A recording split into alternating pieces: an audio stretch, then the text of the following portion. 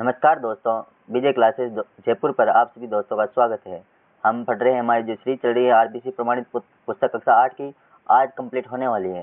ये 100% exam oriented होने वाला वीडियो है और आने वाले सभी एग्जाम जो आरपीसी और आरएसबी के द्वारा जो किए जाते हैं उनमें सभी में इम्पोर्टेंट होने वाली है। यह आरएस, एसआई, वीडियो, पटवार और एलडीसी जैसी बड़ी भर्ती, सीईटी और first grade, second grade, assistant professor जैसे एग्जामों में महत्वपूर्ण होने वाली क्लास है। क्योंकि आरपीसी और आरएसबी का जब पैटर्न चेंज हो गया है तो उसके बाद से ही ट्यूशन खतन और कार्ड में पूछे जाने लगे हैं। इसके साथ ही अब अपन को ऑथेंटिक बुकों में चलना चाहिए, इसलिए अपन कक्षा 8 की सीरीज में चल रहे हैं। कक्षा 6 और 7 के पहले अपन ने कंप्लीट कर लिए और कक्षा 8 की भी होने वाली है। इस वीडियो पर अपन विकास योजना चैप्टर नंबर 7 और जन जागरण एवं सामाजिक सुधार हेतु राज्य के प्रयास क्या क्या हुए उसके बारे में अध्ययन करेंगे और ग्रामीण व शहरी प्रशासन किस प्रकार चलता है उसका अध्ययन करने वाले हैं। चलते हैं। विकास योजनाएं राजस्थान में कौन कौन सी विकास योजनाएं चलाएगी? शिक्षा क्षेत्र में, कृषि संबंधी क्षेत्र में, स्वास्थ्य क्षेत्र में, शिक्षा क्षेत्र में, रोजगार संबंधी, कृषि, उद्योग, आधारभूत संरचनाएं और महिलाओं के क्षेत्र में क्या क्या सरकार के द्वारा बालिका व दिव्यांगजन आदि के लिए कल्याणकारी कार्य किए जाते हैं। किसके द्वारा? सरकार द्वारा जनता के हित के लिए शिक्षा, स्वास्थ्य, रोजगार, कृषि, उद्योग, आधारभूत संरचनाओं का निर्माण, महिला, बालिका व दिव्यांगजन आदि के लिए कल्याणकारी कार्य किए जाते हैं। राज्य सरकार केंद्र सरकार के साथ मिलकर भी कई योजनाओं एवं कार्यक्रमों का क्या करती हैं? संचालन करती हैं। सरकार द्वारा संचालित कार्यक्रमों एवं योजनाओं द्वारा राज्य का चहुमुखी विकास भी क्या है? संभव है। सरकार द्वारा संचालित योजनाओं में कृषि संबंधी, स्वास्थ्य संबंधी, महिला सशक्तिकरण संबंधी और ग्रामीण विकास संबंधी एवं आर्थिक क्षेत्र की योजनाएं प्रमुख है, जिनका अध्ययन हम इस पाठ में करने वाले हैं। तो कृषि कल्याण कोष कब बनाया गया? 2018-19 के आसपास बनाया गया, जिसमें किसानों को उत्पादों का उचित मूल्य प्रदान करना है। इसका उद्देश्य क्या था? किसानों को उत्पाद का उचित मूल्य प्रदान करना। लगभग इसका 7,500 करोड़, कितना कोष है? 7,500 करोड़ का कृषि कल्याण कोष बनाया गया है। राष्ट्रीय खाद्य सुरक्षा मिशन गेहूं और दालों की उन्नत किस्मों का उत्पादन करने के लिए। राष्ट्रीय कृषि विकास योजना जो 2007-8 में आई थी, इसको कृषि और संबंधित क्षेत्रों में क्या करना? वृद्धि दर को बढ़ाना। प्रधानमंत्री कृषि सिंचाई योजना कब आई थी? 2016 में, जो फसलों को उन्नत बनाने के लिए सिंचाई हेतु पानी को उपलब्ध कराना इसका मुख्य उद्देश्य था। प्रधानमंत्री फसल बीमा योजना कब आई थी? 2015 में, फरवरी 2015 में, जो फसलों को बीमा करके किसानों को राहत देता है। राष्ट्रीय आयुष मिशन, इसको देख लेना। प्रधानमंत्री फसल बीमा और कृषि सिंचाई योजना कब चलाएगी? राष्ट्रीय आयुष मिशन औषधीय पौधों की खेती को प्रोत्साहन तथा लोगों के लिए कच्चे पदार्थों की उपलब्धता को सहज बनाना। किसान कलेवा योजना जो 2014 में आया था, किसानों को गुणवत्ता युक्त आहार पाने के लिए आर्थिक सहायता देना। मतलब किसानों को कहाँ पर? मंडी क्षेत्र में भोजन उपलब्ध करवाने के लिए किसान कलेवा योजना लाएगी। राजीव गांधी कृषक साथी सहायता योजना क्यों? क्योंकि कृषि व्यापार के लिए व्यापारियों, कृषि श्रमिकों और मजदूरों को वित्तीय सहायता उपलब्ध करवाती है। राजीव गांधी जो कृषक सहायता योजना, जिसका नाम मुख्यमंत्री कृषक साथी सहायता योजना कर दिया गया है, उसके तहत यदि इसके तहत व्यक्ति को क्या मिलते हैं? वित्तीय सहायता सरकार के द्वारा मिलती है। भामाशाह रोजगार सृजन योजना, ये इसका उद्देश्य क्या था? युवा, शिक्षित और बेरोजगारों, महिलाओं, अनुसूचित जाति, अनुसूचित जनजाति, दिव्यांगजनों को स्वरोजगार के अवसर उपलब्ध करवाना। पंडित दीनदयाल उपाध्याय ग्रामीण कौशल योजना, ग्रामीण युवाओं में कौशल विकास द्वारा गरीबी का निवारण करने के लिए योजना चलाएगी। मुख्यमंत्री युवा संबल योजना, जो शिक्षित युवाओं को 2 वर्ष की अवधि के लिए बेरोजगारी भत्ता देती है। इसमें महिलाओं को कितना देते हैं? 4,500 रुपये। कितने? फीमेल को 4,500 रुपये और मेल को 4,000 रुपये। इसके अलावा ट्रांसजेंडर को भी 4,500 रुपये दिए जाते हैं। कब शुरू की गई? 2019 को। भामाशाह योजना वित्तीय एवं गैर वित्तीय लाभों को सीधे जरूरतमंदों तक पहुंचाने के लिए भामाशाह योजना चलाएगी। स्वास्थ्य संबंधी योजनाएं सरकार के द्वारा कौन कौन सी चल रही है? नाम ही काफी है इनका, क्योंकि मुख्य उद्देश्य पूछे जाते हैं इनका बार बार। कि योजना कार्यक्रम का नाम राजस्थान जननी शिशु सुरक्षा योजना जो 2007-8 में लगभग चली गई थी। ये इसका उद्देश्य क्या था? मातृ एवं शिशु मृत्यु दर को कम करना। आशा सहयोगिनी क्या होती हैं? तो गर्भवती महिलाओं के लिए सुरक्षित प्रसव तथा स्वास्थ्य की देखभाल, घर पर पोषण एवं पोषण सहायक सेवा उपलब्ध कराना इसका मुख्य उद्देश्य है। तो मुख्य उद्देश्य क्या है आशा सहयोगिनियों का? गर्भवती महिलाओं के सुरक्षित प्रसव, स्वास्थ्य की देखभाल, घर पर पोषण एवं पोषण सहायक सेवा उपलब्ध करवाना इसका मुख्य उद्देश्य है। राष्ट्रीय स्वास्थ्य मिशन का मुख्य उद्देश्य क्या है? तो ग्रामीण और शहरी क्षेत्र, किसमें? ग्रामीण और शहरी क्षेत्र में स्वास्थ्य प्रणाली को क्या करना? मजबूत करना। स्वास्थ्य प्रणाली को मजबूत करते हुए न्याय संगत, सस्ती एवं गुणवत्ता युक्त स्वास्थ्य सेवाओं को सार्वभौमिक बनाना। जननी एक्सप्रेस भी चलाई गई है। गर्भवती महिलाओं एवं नवजात शिशुओं को चिकित्सा संस्थानों तक लाना एवं घर ले जाने के लिए जननी एक्सप्रेस सरकार के द्वारा चलाई जा रही है। आयुष्मान भारत योजना के तहत 5 लाख का 5 लाख तक का इलाज फ्री में होता है। सरकारी एवं निजी अस्पतालों में सामाजिक एवं आर्थिक रूप से पिछड़ी जातियों को कैशलेस इलाज उपलब्ध करवाया जाता है। किसके तहत? आयुष्मान भारत योजना के तहत। मुख्यमंत्री निःशुल्क दवा योजना कब आई थी? मुख्यमंत्री निःशुल्क दवा योजना 7 अप्रैल 2011 को। और मुख्यमंत्री निःशुल्क दवा जांच योजना 1 अक्टूबर 2013 को। कब आई थी? 1 अक्टूबर 2013 को। सर्वाधिक उपयोग में आने वाली दवा राज्य के सभी चिकित्सा संस्थानों में निःशुल्क उपलब्ध करवाना एवं बीमारियों की निःशुल्क जांच प्रदान करना इसका मुख्य उद्देश्य है। इसके अलावा बेटी बचाओ बेटी पढ़ाओ जो 2015-16 में लाई गई थी केंद्र सरकार के द्वारा। इसका मुख्य उद्देश्य क्या था? कन्या भ्रूण हत्या रोकना और बालिका शिक्षा को प्रोत्साहन देना। स्वावलंबन योजना किस क्षेत्र में? तो गरीब महिलाओं, विधवा, परित्यक्ता और ग्रामीण महिलाओं के जीवन स्तर में सुधार करने के लिए स्वावलंबन योजना लाएगी। साझा अभियान क्या होता है? तो साझा अभियान किससे संबंधित है? बाल विवाह से मुक्ति प्राप्त करने से संबंधित है। बाल विवाह से मुक्ति प्राप्त करने के लिए कौन सा अभियान चलाया गया? साझा अभियान। गरिमा बालिका संरक्षण एवं सम्मान योजना, बालिका संरक्षण में संलग्न व्यक्तियों एवं संगठनों को सम्मानित करने के लिए गरिमा बालिका संरक्षण एवं सम्मान योजना चलाएगी। मुख्यमंत्री राष्ट्रीय योजना जिसका नाम अब बदल कर क्या कर दिया है? लाडो प्रोत्साहन योजना। क्या? लाडो प्रोत्साहन योजना, जिसके तहत 7 किस्तों में 1.5 लाख रुपए बालिका के जन्म पर दिए जाते हैं। लड़कियों में शिक्षा एवं स्वास्थ्य की स्थिति में सुधार करने के लिए योजना चलाएगी। आई एम शक्ति फंड, इसका भी नाम बदल दिया गया है। महिला स्वयं सहायता समूह को आर्थिक सहायता प्रदान कर महिलाओं को आत्मनिर्भर बनाना। मुख्यमंत्री आदर्श ग्राम पंचायत योजना, ग्रामीण विकास योजना देख लेते हैं। मुख्यमंत्री आदर्श ग्राम पंचायत योजना, इसका उद्देश्य क्या था? चयनित गाँव में कृषि को उपलब्ध करवाना, कृषि को सुधार करना, शिक्षा व्यवस्था में सुधार करना, स्वास्थ्य में सुधार करना, पर्यावरण के साथ साथ लोकतांत्रिक मूल्यों का भी विकास करना। स्वच्छ भारत अभियान, स्वच्छता हेतु देश को खुला शौच मुक्त बनाना, कचरे का संग्रहण एवं निस्तारण आदि इसका मुख्य उद्देश्य रहा। अटल भूजल योजना कब आई थी? 2020 में। कब आई थी? 2020। स्वच्छ भारत मिशन कब आया था? 2014 में। कब आया था? 2014 में। सामुदायिक सहयोग के माध्यम से भूजल प्रबंधकों में सुधार लाना अटल भूजल योजना का क्या है? मुख्य उद्देश्य। स्पेशल एरिया डेवलपमेंट प्रोग्राम, विशेष क्षेत्रों जैसे मेवाड़, डांग, मगरा, सीमांत क्षेत्रों का विकास करने के लिए स्पेशल एरिया डेवलपमेंट प्रोग्राम लाया गया। मनरेगा, जिसका वीबी रामजी नाम कर दिया गया है, वर्तमान में वीबी रामजी नाम कर दिया गया है। महात्मा गांधी राष्ट्रीय ग्रामीण रोजगार गारंटी योजना, ग्रामीण परिवारों को वर्ष में न्यूनतम 100 दिन का रोजगार उपलब्ध करवाना, जबकि वर्तमान में वीबी रामजी के तहत 125 दिन की गारंटी दे दी गई है। कितने की? 125 दिन की गारंटी। प्रधानमंत्री आवास योजना, जो ग्रामीण क्षेत्रों में पक्के मकान उपलब्ध करवाना, क्षेत्र में ग्रामीण क्षेत्रों में पक्के मकान उपलब्ध करवाना। ग्रामीण गौरव पथ, ग्रामीण सड़कों को मेगा हाईवे से जोड़ना। अटल प्रगति पथ भी सरकार के द्वारा 2026-27 के बजट में घोषणा की गई। 250 अटल प्रगति पथ भी बनाए जाएंगे। प्रधानमंत्री ग्राम सड़क योजना कब आई गई थी? योजना दिसंबर 2000 में। ग्रामीण क्षेत्रों में सड़कों का विकास करना इसकी मुख्य विशेषता है। इन प्रमुख योजनाओं के अलावा ग्रामीण गैर कृषि विकास अभिकरण रेडा की स्थापना कब की गई थी? 1995 में। कब? 1995। राजस्थान राज्य औद्योगिक विकास एवं निवेश निगम रिको, राजस्थान लघु उद्योग निगम राज्य को स्थापना कब हुई? 3 जून 1961 में। 3 जून 1961 में। और राजस्थान राज्य औद्योगिक विकास निवेश निगम रिको की स्थापना 1980 में। कब? 1980 में। याद रखना डेट। औद्योगिक क्षेत्र का बढ़ावा देने के लिए कार्य कर रहे हैं। इसी तरह शिक्षा क्षेत्र में निःशुल्क पाठ्य पुस्तक वितरण योजना, विद्यार्थी सुरक्षा दुर्घटना बीमा योजना, गार्गी पुरस्कार दिए जा रहे हैं, निःशुल्क साइकिल वितरण योजना, लैपटॉप वितरण योजना, मुख्यमंत्री हमारी बेटी योजना, अक्षय पेटिका योजना भी किस क्षेत्र में? शिक्षा के क्षेत्र में चलाई जा रही सरकार के द्वारा। समाज के कमजोर एवं अपेक्षित वर्गों के सर्वांगीण विकास के लिए राज्य सरकार द्वारा विशेष ध्यान भी दिया जा रहा है। इस उद्देश्य की प्राप्ति के लिए सरकार के द्वारा अनुप्रति योजना, जिसके तहत बच्चों को फ्री में कोचिंग करवाई जाती है। उत्तर मैट्रिक छात्रवृत्ति योजना, विधवा पुनर्विवाह प्रोत्साहन योजना, सहयोग एवं उपहार योजना, वृद्धावस्था पेंशन योजना, मुख्यमंत्री एकल नारी पेंशन योजना, मुख्यमंत्री विशेष योग्यजन सम्मान पेंशन योजना को भी क्रियान्वित किया जा रहा है सरकार के द्वारा। राज्य की लोक कल्याणकारी योजनाओं का लाभ आमजन को सरलता, सुगमता एवं पारदर्शी रूप से पहुंच सके, इसके लिए राजस्थान जन आधार योजना कब आई थी? 2019 में, जिसके तहत प्रदेश के निवासी परिवारों को जन आधार कार्ड भी क्या होगा? प्राप्त होगा। और इस कार्ड को सरकारी योजनाओं एवं सुविधाओं के लाभ लेने तथा पहचान एवं पते के प्रमाण के लिए भी काम में लिया जा सकेगा।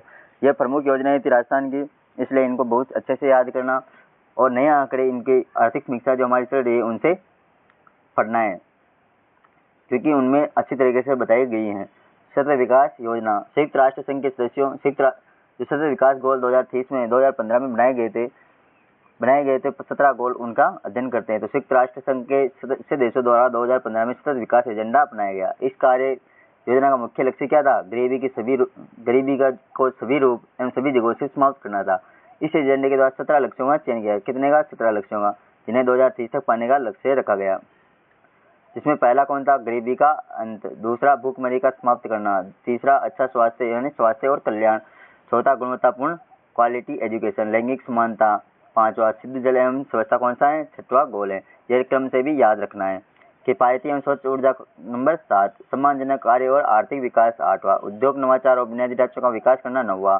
असमानता में कमी 10वां। संधारणीय शहर एवं समुदाय कौन सा टारगेट है? 11वां। सतत उपभोग एवं उत्पादन 12वां। जलवायु परिवर्तन 13वां। पानी में जीवन 14वां। भूमि पर जीवन 15वां।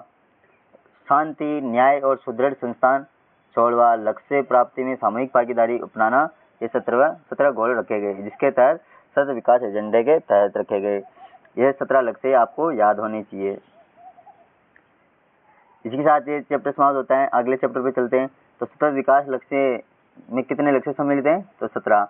आयुष्मान भारत का संबंध किस क्षेत्र से है? तो स्वास्थ्य के क्षेत्र से। ये सभी इम्पोर्टेंट हैं। चलते हैं आगे। जन जागरण एवं सामाजिक सुधार हेतु राज्य के प्रयास, जो सरकार के द्वारा क्या कार्य किए गए जन जागरण के क्षेत्र में, उनका अध्ययन करते हैं। हमारा देश एक लोकतांत्रिक देश है। लोकतंत्र में सरकार अपने नागरिकों के लिए प्रत्येक स्तर पर लोक कल्याणकारी पहल करती है। हमारा जो संविधान सामाजिक, आर्थिक और राजनीतिक स्तर पर लोकतांत्रिक मूल्यों की स्थापना पर जोर देता है। हमारी सरकार ने सामाजिक समरसता, राजनीति व आर्थिक समानता हेतु कई जन कल्याणकारी कानून भी बनाए, जिनका अध्ययन हम इस अध्याय में करने वाले हैं। तो कौन कौन से कानून बनाए? भूदान आंदोलन एवं भूमि सुधार में क्या कार्य सरकार के द्वारा किया? इसमें मुख्य बातें हैं, यहाँ से पढ़ो। विनोबा भावे ने 18 अप्रैल 1951 को तेलंगाना के एक छोटे गांव में, कब? 18 अप्रैल 1951 को विनोबा भावे जी के द्वारा गांव में तिरुचपल्ली में एक जमीन का टुकड़ा दान देकर भू आंदोलन की शुरुआत की। तो भू आंदोलन की शुरुआत कब की गई? तो 18 अप्रैल 1951। किसके द्वारा? विनोबा भावे के द्वारा। कहाँ पर? तेलंगाना का तिरुचपल्ली गांव में की गई। इस आंदोलन का उद्देश्य क्या था? मुख्य उद्देश्य जमीनी विषमता को दूर करना था। मतलब बहुत से किसान ऐसे थे जिनके पास, जो पिछड़े वर्ग के जो किसान थे, उनके पास कोई जमीन नहीं थी, और बड़े बड़े जागीरदार और जमींदार उनके अधीन बहुत बड़ी मात्रा में जमीन थी। तो उनको जमीनी स्वामित्व को, विषमता को दूर करने का इनका मुख्य उद्देश्य रहा। विनोबा भावे ने भूस्वामियों से उनकी कुल जमीन का 6वां हिस्सा, कौन सा हिस्सा? 6वां हिस्सा दान देने में अपील की। पूरे देश में इस आंदोलन की जनता का समर्थन भी मिला। भूदान में प्राप्त जमीन का लगभग 1/3 भाग का उपयोग समाज के वंचित वर्ग, आदिवासी, भूमिहीनों में बांटने किया गया। तो भूदान से जो प्राप्त भूमि थी, वो लगभग 1/3 भाग किसे बांटा गया? समाज के वंचित वर्ग और आदिवासी भूमिहीनों में बांटने में किया गया। विनोबा भावे की अपील पर राजस्थान के नागौर जिले में भी भूदान प्रारंभ किया। तो क्वेश्चन पूछा जा सकता है कि राजस्थान में सर्वप्रथम किस जिले पे भूदान प्रारंभ किया गया? तो नागौर जिले में। और राज्य सरकार ने ग्राम दान अधिनियम कब लाया? 1971 में। कब लाया? 1971 में राजस्थान सरकार ने ग्राम दान अधिनियम लेकर आई। आजादी के समय राजस्थान की 75% किसमें जनसंख्या कृषि पर निर्भर थी, और राज्य का आधे से ज्यादा भाग रेगिस्तानी वसों का कितना? 61% भाग। वर्तमान में विभिन्न नई औद्योगिक व आर्थिक शक्तियों के उदय व विकास के कारण राज्य की भूमि व कृषि पर निर्भरता क्या हुई? कम हुई। फिर भी कृषि, भूमि व किसान राज्य की प्राथमिकता में क्या है? सर्वोपरि है। राज्य सरकार ने भूमि विवादों में फंसी जनता को सस्ता, शीघ्र व सुलभ न्याय दिलाने के लिए राजस्व मंडल की भी क्या कर दी? समाप्त कर दी। राजस्व मंडल क्या करता है? तो भूमि विवादों को सुलझाता है। कौन? राजस्व मंडल। राजस्व मंडल का मुख्यालय कहाँ पर, हेडक्वार्टर कहाँ पर है? अजमेर में स्थित है। कहाँ पर? अजमेर में। राज्य सरकार ने राजस्थान काश्तकारी अधिनियम, और राजस्थान काश्तकारी अधिनियम कब आया? 1956। ये दोनों याद रखना। राजस्थान काश्तकारी अधिनियम 1955 और राजस्थानी भू राजस्व अधिनियम 1956 लागू किया गया। क्यों? क्योंकि भूमि जो विवाद चल रहे थे, उनको सुलझाने के लिए। राज्य सरकार भूमि की गुणवत्ता सुधारने व पैदावार बढ़ाने के लिए सिंचाई सुविधाओं, नवीन कृषि तकनीकों आदि सुविधाओं के विस्तार हेतु लगातार क्या है? प्रयास रहते हैं। तो भूमि सुधार कानून कौन कौन से बने थे? ये यहाँ से। तो राजस्थान भू राजस्व अधिनियम 1956 बना, राजस्थान काश्तकारी अधिनियम 1955 बनाया गया, राजस्व मंडल बनाया गया। ये प्रमुख सरकार के द्वारा कार्य किए गए। अस्पृश्यता उन्मूलन देखते हैं। तो आधुनिक भारत में राजा राम मोहन राय, ज्योतिबा फुले जी, राम स्वामी नायकर, महात्मा गांधी जी आदि ने जातिगत भेदभाव और असमानता को दूर करने का भी क्या किया?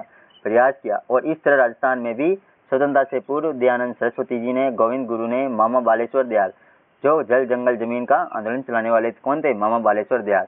हरिभाऊ उपाध्याय जो अजमेर विधानसभा के क्या थे? धारासभा के मुख्यमंत्री थे। आदि समाज सुधारकों के नामों का उल्लेख भी मिलता है जिन्होंने सामाजिक भेदभाव को दूर करने हेतु प्रभावी क्या किया? प्रयास किए। समानता लोकतंत्र का आधार है। समानता क्या है? लोकतंत्र का आधार है। अतः भारत के प्रत्येक नागरिक को कानून के समक्ष समान माना गया है और सभी को कानून का समान संरक्षण प्राप्त है। अर्थात संविधान के अनुसार राज्य के किसी भी व्यक्ति से धर्म, नस्ल, जाति, वर्ण, लिंग या जन्म के आधार पर भेदभाव नहीं कर सकेगा। किस अनुच्छेद में लिखा है ये बात? अनुच्छेद नंबर 15 में। कौन से में? अनुच्छेद 15 में। किस आधार पर? व्यक्ति से धर्म के आधार पर, नस्ल के आधार पर, जाति के आधार पर, वर्ण, लिंग और जन्म के आधार पर भेदभाव नहीं कर सकता। संविधान के अनुच्छेद 17 में छुआछूत अस्पृश्यता को दंडनीय अपराध घोषित किया है। तो दंडनीय अपराध किस अनुच्छेद के तहत है? अस्पृश्यता अनुच्छेद 17 के तहत संविधान के जो मौलिक अधिकार है। अस्पृश्यता उन्मूलन के लिए भारत सरकार ने क्या कानून अधिनियम बनाया? नागरिक अधिकार संरक्षण अधिनियम 1955। कब? नागरिक अधिकार संरक्षण अधिनियम कब लागू किया गया? 1955 में। इसी प्रकार राजस्थान सरकार ने भी अस्पृश्यता अधिनियम कब लाया? 1955 में। भारत सरकार के द्वारा तो 1955 में नागरिक अधिकार संरक्षण अधिनियम 1955, और राज्य सरकार के द्वारा अस्पृश्यता अधिनियम कब लाया? 1955 में। कोई अपने यहाँ प्रभावशाली रूप से लागू किया। इसी के तहत राजस्थान सरकार में केंद्र सरकार द्वारा अनुसूचित जाति जनजाति अत्याचार निरोधक कानून 1989 को भी सख्ती से लागू किया। तो केंद्र सरकार द्वारा राजस्थान में अनुसूचित जाति SC ST जनजाति अत्याचार निरोधक कानून कब आया? 1989 में भी सख्ती से लागू किया गया, जिसमें दलितों को आर्थिक अधिकारों के संरक्षण हेतु विशेषकर उनकी जमीन पर अतिक्रमण करने वाले तथा उच्च वर्ग के लोगों द्वारा निजी जमीन से बेदखल करने वाले लोगों के खिलाफ कार्रवाई का प्रावधान किस अधिनियम के अंतर्गत? अनुसूचित जाति जनजाति अत्याचार निरोधक कानून 1989 के तहत। वर्तमान में सामाजिक न्याय एवं अधिकारिता विभाग कौन सा? सामाजिक न्याय अधिकारिता विभाग मुख्यतः शिक्षा, सामाजिक आर्थिक विकास, अनुसूचित जाति जनजाति, आर्थिक पिछड़ा वर्ग, अन्य पिछड़ा वर्ग, महिलाओं, बच्चों आदि के लिए कल्याण के लिए कार्य कर रहा है। तो सामाजिक अधिकारिता एवं न्याय विभाग का ये कार्य है। तो महिला शिक्षा एवं महिला सशक्तिकरण के लिए राज्य के प्रयास सरकार के द्वारा क्या क्या कार्य किए गए हैं? तो पंडित जवाहरलाल नेहरू ने कहा है कि आप किसी भी राष्ट्र में महिलाओं की स्थिति को देखकर उस राष्ट्र की हालत बता सकते हो। तो ये कथन बहुत ही इंपॉर्टेंट है, आने वाले एग्जामों में पूछा जा सकता है कि किसने कहा था कि आप किसी भी राष्ट्र में महिलाओं की स्थिति को देखकर उस राष्ट्र की हालत बता सकते हो? तो पंडित जवाहरलाल नेहरू जी का एक कथन है। राजस्थान के संदर्भ में पंडित नेहरू का यह भी कथन बहुत ही प्रासंगिक हो जाता है कि यहाँ के इतिहास में कई वीर महिलाओं की गाथाएं देखने को मिलती हैं। फिर भी राजस्थान के समाज में पितृसत्तात्मक मानसिकता, व्यवहार, रूढ़िगत मान्यताओं के चलते महिलाओं की स्थिति भी क्या है? बहुत ही विचरणीय है। लिंगानुपात में बहुत कम, साक्षरता, स्वास्थ्य, रोजगार आदि क्षेत्रों में राजस्थान की महिलाओं की स्थिति संतोषजनक नहीं थी। इसलिए महिलाओं की स्थिति को सुधारना हमारी सरकार के लिए क्या है? एक बड़ी चुनौती है। स्वतंत्रता के समय देश में महिला साक्षरता दर बहुत ही कम थी। स्वतंत्रता के बाद स्वतंत्रता के समय कितनी थी? 2.51% राजस्थान की महिला साक्षरता दर थी। स्वतंत्रता के बाद से ही विभिन्न प्रोत्साहन योजनाओं के माध्यम से महिला शिक्षा को बढ़ावा मिला, जिसके परिणाम स्वरूप जनगणना 2011 के अनुसार राजस्थान में महिला साक्षरता दर कितनी है? 52.12%। 52.12%। और सन 1951 में मात्र कितनी थी? 2.51%। 2.51%। महिलाओं का विकास और सशक्तिकरण राज्य सरकार को प्राथमिकता में रही है। सामाजिक और आर्थिक विकास की सभी धाराओं में महिलाओं की भूमिका को प्रोत्साहित करने के प्रयास सरकार द्वारा निरंतर भी किए जा रहे हैं। महिला सशक्तिकरण के लिए राज्य सरकार के प्रमुख प्रयास। राज्य महिला आयोग सरकार के द्वारा बनाया गया। राज्य सरकार के द्वारा राज्य महिला आयोग का बनाया गया 15 मई 1999। इसके अध्यक्ष वर्तमान अध्यक्ष कौन है? रियाना रियाज चिश्ती। राजस्थान राज्य महिला आयोग का गठन किया गया कब? 15 मई 1999। ये डेटें याद रखना। 15 मई 1999 को राजस्थान राज्य महिला आयोग का गठन किया गया।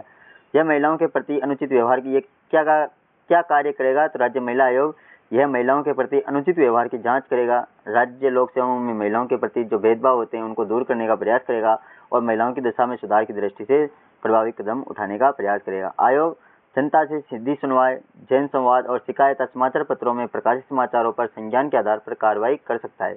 और राज्य महिला आयोग में एक अध्यक्ष होता है और 3 सदस्य होते हैं। अध्यक्ष का कार्यकाल कितना होता है? 3 वर्ष का होता है। कितने का? 3 वर्ष का होता है। राजस्थान राज्य महिला आयोग की अध्यक्ष कौन है? रियाना रियाज चिश्ती। इसके सदस्य याद नहीं रखो तो भी चलेगा। महिला स्वयं सहायता समूह कार्यक्रम। महिला स्वयं सहायता समूह कार्यक्रम होते हैं जो ग्रामीण महिलाएं होती हैं उनको 10 से 20 महिलाओं का एक संगठन होता है, उसे स्वयं सहायता समूह कहा जाता है। तो राज्य विकास के द्वारा इसको संचालित किया गया है। तो महिलाओं को रोजगार देने एवं आर्थिक रूप से आत्मनिर्भर बनाने के लिए ये कार्यक्रम चलाया गया है। महिला स्वयं सहायता समूह। इसमें 10 से 20 महिलाएं स्वयं अपने निर्णय लेकर एक समूह बनाती है, अपनी छोटी छोटी बचत के माध्यम से स्वावलंबन की प्रवृत्तियां विकसित करती हैं और स्वरोजगार की राह पर ये आगे बढ़ती हैं। इन समूहों द्वारा निर्मित उत्पादों की बिक्री के लिए सरकार अवसर उपलब्ध भी करवाती है। महिला घरेलू हिंसा निरोधक अधिनियम कब आया? 2005 में। ये डेटे याद रख लेना, कब आया? महिला घरेलू हिंसा निरोधक अधिनियम 2005। महिलाओं को घरेलू हिंसा से संरक्षण और तुरंत राहत देने के उद्देश्य से भारत सरकार द्वारा यह अधिनियम लागू किया गया। इस अधिनियम में घरेलू हिंसा को व्यापक रूप से परिभाषित भी किया गया है। राजस्थान में इस अधिनियम के तहत महिला एवं बाल विकास विभाग के सभी उपनिदेशकों, बाल विकास परियोजना अधिकारियों, प्रचेताओं को संरक्षण अधिकारी नियुक्त किया गया है। तो प्रचेताओं से संरक्षण अधिकारी किन किन को नियुक्त किया गया है? तो राजस्थान में महिला बाल विकास विभाग के सभी उपनिदेशक जो होते हैं और बाल विकास परियोजना के से संबंधित जो अधिकारी हैं उन सभी को संरक्षण अधिकारी के रूप में नियुक्त किया गया है। राज्य के सभी अस्पतालों, प्राथमिक स्वास्थ्य केंद्रों में सामुदायिक स्वास्थ्य केंद्रों को चिकित्सा सुविधा के रूप में अधिकृत भी इसके अंतर्गत किया है। राजीव गांधी किशोरी सशक्तिकरण योजना, जिसे सबला योजना के नाम से जाना जाता है, राजीव गांधी किशोरी सशक्तिकरण योजना क्या है? इसका उद्देश्य क्या है? तो इस योजना के अंतर्गत किशोरियों के पोषण और स्वास्थ्य स्तर को सुधारने, साक्षरता, कौशल और विकास तथा सामाजिक मुद्दों पर बेहतर समझ विकसित करने का भी प्रयास किया गया है। ये योजना 11 से 18 वर्ष की विद्यालय न जाने वाली अथवा बीच में विद्यालय छोड़ देने वाले किशोर बालिकाओं के लिए संचालित की जा रही है। तो ये योजना किन के लिए? 11 से 18 वर्ष की जो विद्यालय नहीं जाती बालिकाएं, उसको बीच में विद्यालय छोड़ देती हैं, उन किशोर बालिकाओं के लिए ये योजना चलाई जा रही है। कौन सी योजना? सबला योजना, जिसका नाम क्या है? पूरा नाम राजीव गांधी किशोरी सशक्तिकरण योजना। अब चलते हैं बेटी बचाओ बेटी पढ़ाओ। बेटी बचाओ बेटी पढ़ाओ अभियान की शुरुआत कब हुई थी? की शुरुआत वर्ष 2015 में देश भर में घटते बाद लिंगानुपात को ध्यान में रखकर की गई। तो इसका मुख्य उद्देश्य क्या था? तो लिंगानुपात को ध्यान में रखते हुए इस अभियान की घोषणा की गई। यह महिला और बाल विकास मंत्रालय, इसमें कौन कौन से मंत्रालय के द्वारा चलाई गई है? यह महिला एवं बाल विकास मंत्रालय, स्वास्थ्य एवं परिवार कल्याण मंत्रालय तथा मानव संसाधन मंत्रालय, जो वर्तमान में इसका नाम क्या है? शिक्षा मंत्रालय की संयुक्त है। इसके तहत कौन कौन से उद्देश्य रखे गए? तो कन्या भ्रूण हत्या रोकने, विद्यालयों में लड़कियों की संख्या बढ़ाने, विद्यालय छोड़ने वालों की संख्या को कम करने तथा शिक्षा के अधिकार के नियमों को लागू करने और लड़कियों के लिए शौचालयों के निर्माण में वृद्धि करने जैसे उद्देश्य निर्धारित भी किए गए हैं। महिला सशक्तिकरण के लिए कुछ अन्य महत्वपूर्ण कानून भी विद्यमान है। कौन कौन से कानून है? तो हिंदू उत्तराधिकार दत्तक ग्रहण एवं संरक्षण अधिनियम कब आया? 1956, जिसमें संशोधन कब किया गया? 2005 में। दहेज निषेध अधिनियम कब आया? 1961 में। इसलिए दहेज लेना और देना दोनों अपराध माने गए हैं। दहेज निषेध अधिनियम 1961 के तहत। हिंदू उत्तराधिकार दत्तक ग्रहण एवं संरक्षण अधिनियम कब आया? 1956। इसके तहत क्या होता है? कोई भी मतलब वारिस है, पिता के मरने के बाद कौन, मतलब पिता की मृत्यु के बाद कौन वहाँ का वारिस बनेगा? वारिस मतलब उत्तराधिकार बनेगा, तो उसके लिए यह अधिनियम लाया गया। बाल विवाह निषेध अधिनियम 1925। तो बाल विवाह निषेध अधिनियम कब आया? 1925 में। इसमें संशोधन 2 बार कर चुके हैं, 1986 और 2006 में। मतदान प्रक्रिया क्या होती है? अब इसके बारे में जानते हैं। मतदान प्रक्रिया, विद्यालय में बाल संसद के चुनाव हो रहे थे। सभी विद्यार्थी मतपत्र पर निशान लगाकर अपनी पसंद के कक्षा प्रतिनिधि का समर्थन कर रहे थे। तभी गीता शिक्षक से पूछती हैं कि गुरुजी, क्या विधानसभा और लोकसभा के लिए भी प्रतिनिधियों का चुनाव इसी तरह किया जाता है? तो गुरुजी ने बताया कि अब अधिकांश चुनाव में इलेक्ट्रॉनिक वोटिंग मशीन, तो ईवीएम का पूरा नाम क्या होता है? यहाँ से ईवीएम का नाम याद रखना। ईवीएम का पूरा नाम इलेक्ट्रॉनिक वोटिंग मशीन। ईवीएम के प्रयोग में मतपत्र पर मोहर लगाने के स्थान पर मशीन का बटन दबाकर अपने पसंद को उम्मीदवार को वोट दिया जाता है। किसके माध्यम से? ईवीएम के माध्यम से। एक ईवीएम द्वारा अधिकतम 16 उम्मीदवारों को वोट दिया जा सकता है। तो एक उम्मीदवार द्वारा कितने का? 16 उम्मीदवारों को वोट दे सकती है। ये याद रख लेना आंकड़े। इनमें से अंतिम बटन एक नोटा विकल्प होता है, जो NOTA none of the above, इनमें से कोई नहीं। इस प्रक्रिया में मतदान केंद्रों का निर्धारण, मतदाता सूची का प्रकाशन और उम्मीदवारों को सूची ईवीएम को चुनाव हेतु तैयार करना आदि कार्य भी शामिल है। नोटा क्या होता है? तो चुनाव में खड़े उम्मीदवारों में से किसी भी उम्मीदवार को अगर मतदाता उपयुक्त नहीं मानता है तो ये अंतिम NOTA none of the above button दबाकर अपना मत सुनिश्चित कर सकता है। किसके तहत? नोटा के तहत। प्रत्येक मतदान केंद्र के लिए जिला निर्वाचन अधिकारी होता है। तो प्रत्येक जो मतदान केंद्र होता है उसके लिए जिला निर्वाचन अधिकारी कलेक्टर द्वारा एक मतदान दल का गठन किया जाता है। मतदान दल में एक पीठासीन अधिकारी होगा। कौन होगा? पीठासीन अधिकारी, जो वहाँ पर बैठा रहता है सरकारी कर्मचारी, वो कौन होता है? पीठासीन अधिकारी, जो प्रत्येक मतदान केंद्र पर उपस्थित होगा।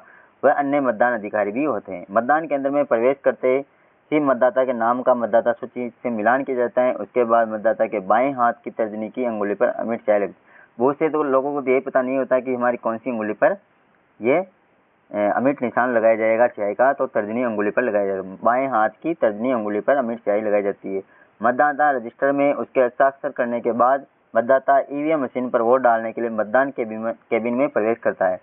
वहां ईवीएम तथा बटन दबाकर गुप्त रूप से अपना वोट डालता है। इस प्रकार मतदान प्रक्रिया पूर्ण हो जाती है। आजकल ईवीएम के स्थान पर वीवीपीएट का उपयोग भी होता जाता है। इसकी फुल फॉर्म देखेंगे आगे।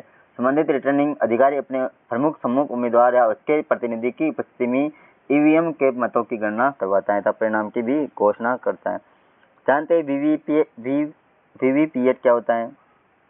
तो वीवीपीएट तो उसके पास में मशीन लगी रहती है ईवीएम के पास में, हम जहाँ बटन दबाते हैं उसको वीवीपीएट कहते हैं। का पूरा नाम क्या है? Voter verifiable paper audit trial. तो पूरा नाम क्या है वीवीपीएट का?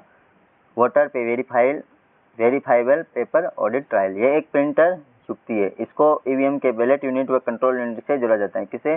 बैलेट यूनिट व कंट्रोल यूनिट से। मतदान होते ही प्रिंटर द्वारा एक बैलेट पर्ची प्रिंट होती है जिस पर उम्मीदवार का क्रमांक लिखा जाता है, नाम व चुनाव चिन्ह अंकित होता है। यह पर्ची 7 सेकंड तक एक पारदर्शी बॉक्स में मतदाता को दिखाई, कितने तक? 7 सेकंड तक ये दिखाई देती है।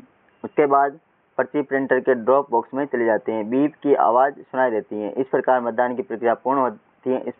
इससे मतदाता ये जान सकता है कि उसने जिस उम्मीदवार को वोट दिया है उसे ही वोट मिला है या नहीं। इसके उपयोग से निर्वाचन प्रक्रिया में निष्पक्षता व विश्वसनीयता बढ़ी है। मतगणना में विवाद की स्थिति में इन पर्चियों की सहायता भी ली जा सकती है। ये वीवीपीएट का बारे में जान लिए अपने चीजें। अब जानते हैं सुव्यवस्थित मतदान शिक्षा और निर्वाचन सहभागिता योजना स्वीप क्या है? स्वीप प्रोग्राम क्या है? तो सुव्यवस्थित मतदाता शिक्षा और निर्वाचक सहभागिता जो स्वीप कार्यक्रम चलाया गया वो इसका उद्देश्य क्या है? तो मतदाताओं, नागरिकों और निर्वाचकों को निर्वाचन प्रक्रिया के बारे में प्रशिक्षित करने एवं उनकी सहभागिता बढ़ाने हेतु निर्वाचन विभाग द्वारा बहुमुखी कार्यक्रम को सुव्यवस्थित मतदाता शिक्षा और निर्वाचन सहभागिता कहते हैं। इस कार्यक्रम के 2 मुख्य उद्देश्य कौन से? सूचित मतदान, निष्पक्ष व नीतिपरक मतदान करवाना, और सूचित मतदान जो जन जागरूकता के साथ मतदान करवाना। सूचित मतलब जो सूची में दिए गए हैं उनको जागरूकता के साथ मतदान करवाना। अब पढ़ते हैं सूचना का अधिकार। सूचना का अधिकार क्या है? तो कभी कभी समाज कब आया था सूचना का अधिकार? 2000 में, राजस्थान में 2000 में। कभी कभी समाज के विभिन्न वर्गों व सामाजिक संगठनों द्वारा किसी खास कानून को बनाने के लिए सरकार से मांग की जाती है और इन मांगों के प्रति सरकार संवेदनशील होते हुए कानून का निर्माण करती है। और ऐसा ही एक उदाहरण हमारे राजस्थान में देखने को मिलता है। राजस्थान के राजसमंद जिले की भीम तहसील के देवडूंगरी गांव में मजदूरों एवं किसानों ने अपने मजदूरी से संबंधित सरकारी रिकॉर्ड जैसे हाजिरी और भुगतान रजिस्टर की प्रतियां मांगने के लिए संघर्ष किया। किसके लिए? हाजिरी और भुगतान रजिस्टर की प्रतियां मांगने के लिए संघर्ष किया। और इसी मांग के आधार पर सन 2000 में राजस्थान सूचना का अधिकार कानून बनाने वाला पहला राज्य बना। तो सूचना का अधिकार कानून बनाने वाला पहला राज्य कौन सा है? राजस्थान। कब बनाया गया? 2000 में बनाया गया। धीरे धीरे सूचना के अधिकार का संघर्ष आंदोलन का रूप लेते हुए राष्ट्रव्यापी हो गया और जनता की भावना को स्वीकार करते हुए भारत सरकार ने सूचना का अधिकार अधिनियम 2005 बना दिया। भारत सरकार के द्वारा सूचना का अधिकार अधिनियम कब लाया गया? 2005 में। यह कानून सरकारी स्तर पर जन भागीदारी एवं पारदर्शिता को बढ़ाने का एक शक्तिशाली कदम है। इस कानून के माध्यम से आम व्यक्ति सरकार अथवा किसी भी सरकारी विभाग से सूचना प्राप्त कर सकता है। किसी भी जो कोई भी व्यक्ति, आम व्यक्ति है, सरकार अथवा किसी भी सरकारी विभाग से इसमें सारी सूचनाएं प्राप्त कर सकता है। निःशुल्क और अनिवार्य बाल शिक्षा का अधिकार अधिनियम जो 2009 में भारत सरकार के द्वारा लाया गया और राजस्थान में अधिनियम कब बना? 2011 में बना था। शिक्षा को सरल एवं सुलभ बनाने के उद्देश्य से भारत सरकार द्वारा अधिनियम सन 2009 में बनाया गया। इसी तरह राजस्थान सरकार ने राजस्थान निःशुल्क एवं अनिवार्य बाल शिक्षा का अधिकार अधिनियम 2010 में बनाया गया जो 1 अप्रैल 2011 से लागू हुआ। इस अधिनियम में क्या होता है? 6 से 14 आयु वर्ग के जो बच्चे होते हैं उनको निःशुल्क एवं अनिवार्य प्रारंभिक शिक्षा कक्षा 1 से 8 तक का प्रावधान किया गया है ताकि कोई भी बच्चा शिक्षा से वंचित ना रहे। और इस अधिनियम के तहत बच्चा अपनी आयु अनुसार अपनी निर्धारित कक्षा में कभी भी प्रवेश ले सकता है। निजी स्कूलों में कमजोर एवं पिछड़े वर्गों के बच्चों के लिए 25% सीटें आरक्षित होती है। जो कमजोर और पिछड़े वर्ग के जो बच्चे होते हैं उनके लिए 25% सीटें आरक्षित की जाती है। किसके अधीन? निःशुल्क और अनिवार्य बाल शिक्षा के अधिकार अधिनियम 2010 के तहत, जिसके बदले सरकार द्वारा तय राशि निजी स्कूलों को दी जाती है। बाल अधिकार संरक्षण बढ़ते हैं। बाल अधिकार 20 नवंबर 1989 को संयुक्त राष्ट्र की आम सभा द्वारा बाल अधिकार समझौते को पारित किया गया। तो बाल अधिकार समझौता कब आया? 20 नवंबर 1989 को, जिसके द्वारा संयुक्त राष्ट्र की आम सभा द्वारा बाल अधिकार समझौते को पारित किया गया। बाल अधिकार समझौता ऐसा पहला अंतर्राष्ट्रीय समझौता है जो सभी बच्चों के नागरिक, सांस्कृतिक, सामाजिक और आर्थिक एवं राजनीतिक अधिकारों को मान्यता देता है। और इस बाल अधिकार समझौते पर भारत ने 1992 में हस्ताक्षर कर अपनी प्रतिबद्धता व्यक्त की। तो बाल अधिकार जो आयोग था, समझौता था, उसमें भारत ने कब हस्ताक्षर किए? 1992 में। बच्चों के ये अधिकार 4 मूल सिद्धांतों पर आधारित हैं। इनमें जीने का अधिकार, सुरक्षा का अधिकार, विकास का अधिकार और सहभागिता का अधिकार है। तो राजस्थान के जो भारत में इस बच्चों के अधिकार में कौन कौन से सिद्धांत, 4 सिद्धांत शामिल थे? जीने का अधिकार शामिल था, सुरक्षा का अधिकार शामिल था, विकास का अधिकार और सहभागिता का अधिकार प्रमुख रूप से इसमें शामिल है। राज्य बाल अधिकार संरक्षण आयोग एवं राजस्थान राज्य बाल संरक्षण समिति बाल संरक्षण के मुद्दों की सामुदायिक स्तर पर क्रियान्विति व जागरूकता हेतु कार्य करती है। कौन? राज्य बाल अधिकार संरक्षण आयोग एवं राजस्थान राज्य बाल संरक्षण समिति। चाइल्ड हेल्पलाइन क्या है? तो चाइल्ड हेल्पलाइन के लिए कौन कौन से नंबर है? राज्य में कठिनाइयों से घिरे, पीड़ित, उपेक्षित, लावारिस, देखरेख और संरक्षण की जरूरत वाले बच्चों के लिए 24 घंटे निःशुल्क आपातकालीन पहुंच सेवा, निःशुल्क जो आपातकालीन पहुंच सेवा 1098 में टोल फ्री टेलीफोन सेवा कितनी? 1098 में संचालित की जा रही है। राजस्थान में बाल संरक्षण की चुनौतियां जैसे बाल विवाह, कन्या भ्रूण हत्या, बाल लिंगानुपात, बाल श्रम, कुपोषण आदि के उन्मूलन एवं सुधार के लिए राज्य सरकार प्रयासरत है। राजस्थान संपर्क पोर्टल। तो राजस्थान संपर्क पोर्टल क्या उपयोग है राजस्थान में? राज्य सरकार ने सितंबर 2019 को, कब? सितंबर 2019 को जन सामान्य की शिकायतों को दर्ज करने और समस्याओं का निराकरण करने का अभिनव प्रयास किया है। इस पर कोई भी व्यक्ति कार्यालय में उपस्थित हुए बिना समस्याओं को ऑनलाइन दर्ज करवा सकता है। इसमें राजस्थान संपर्क पोर्टल के माध्यम से सितंबर 2019 में इसकी प्रारंभ की गई। शिकायतों को दर्ज करने और समस्याओं का निराकरण करने का अभिनव प्रयास प्रारंभ किया गया है। कोई भी व्यक्ति कार्यालय में उपस्थित हुए बिना समस्याओं को ऑनलाइन दर्ज करवा सकता है। पंचायत समिति और जिला स्तर पर राजस्थान संपर्क केंद्रों पर निःशुल्क रूप से शिकायतों को दर्ज करने की सुविधा भी उपलब्ध कराई गई है। सिटीजन कॉल सेंटर कौन सा है? 181 से शिकायत को दर्ज करने और उसकी सूचना प्राप्त करने के लिए निःशुल्क सेवा भी प्रदान की गई है।